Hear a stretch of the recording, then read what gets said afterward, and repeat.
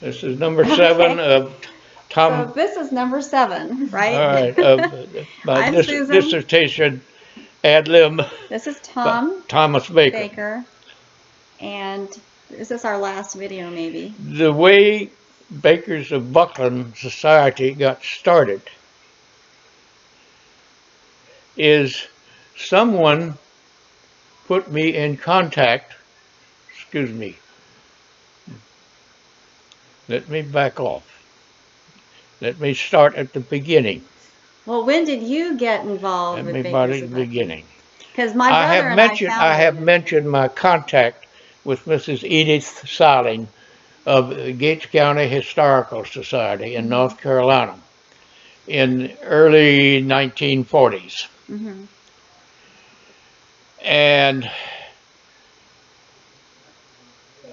a gentleman from lived in California, no, a gentleman who lived somewhere a long way outside of the South named Robert P. Baker Yes.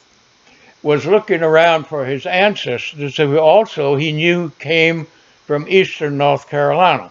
Yep. And in his searches, he was referred to Mrs. Edith Saling, who of the Gates County Historical Society, which was in a county next to where his family lived from. Mm-hmm. And so he talked to Mrs. Edith Saling and found that she knew a great deal about the Baker family that started out in Gates County, and that she referred Bob Baker to Thomas Baker. And so Bob Baker got me on the telephone one time, and we had a conversation, and we found that I had started at the beginning of the Bakers in this country based on Simmons Jones Baker's 1847 recollections, Yeah. and he's just started at his grandfather's end and worked backwards. Okay. So, and we found that we actually met in Gates County ancestors. And then one time he worked for the he was an executive in the AT&T telephone company. He was in San Antonio, and he came by and we spent the weekend together in Houston, and he collected a great deal of the material I had, and then we went on from there. Now, sometime in 20, what, 16, that Bob called me and said he'd been in contact with a Susan Baker and that she and I should talk. Probably 2014 or 15. 15, maybe it was 15 and not Something 16, like something that. like that. Yeah.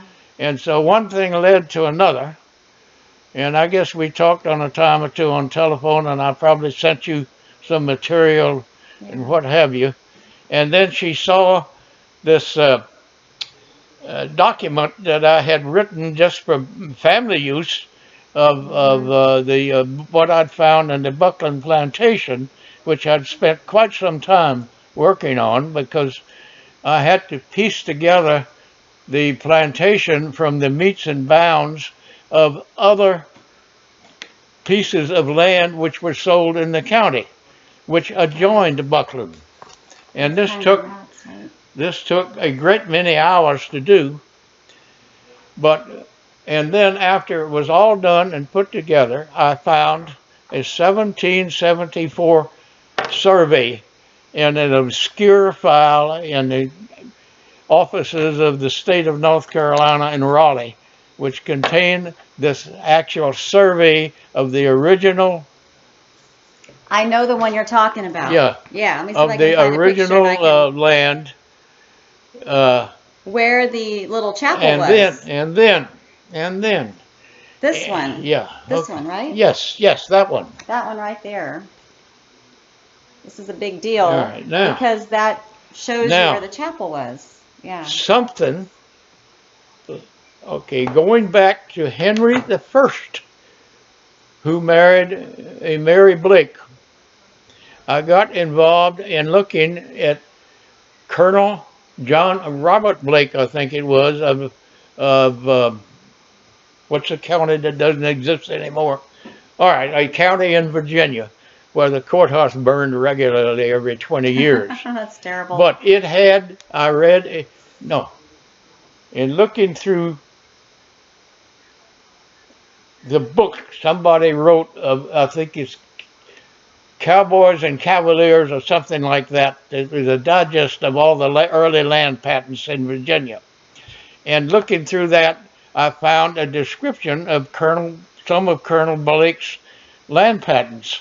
Oh. And I remembered from something I had seen before of this land in Gates County, North Carolina, lying on the edge of a particular stream and swamp.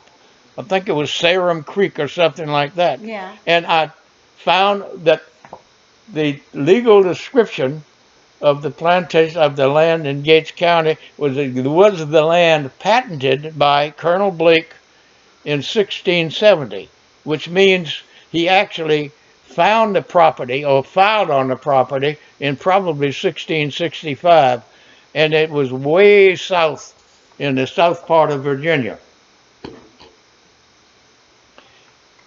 As it stands now, it's this creek here. Was that Salem Creek, or this is Salem Swamp down in there? This is Knotty Pine Creek. Knotty Pine Creek. Okay, that was it. And Salem Swamp is along the Knotty west. Pine Creek, and a honey pot. This was the honey pot swamp over here. Yeah. It's See, this a is middle swamp there. well, there's honey pot somewhere over in here. There's another. There are other maps. Anyhow, it was identical. Oh, here's Honey Pot Swamp. Okay, right okay, Yeah. all right. So the two descriptions of the property were identical.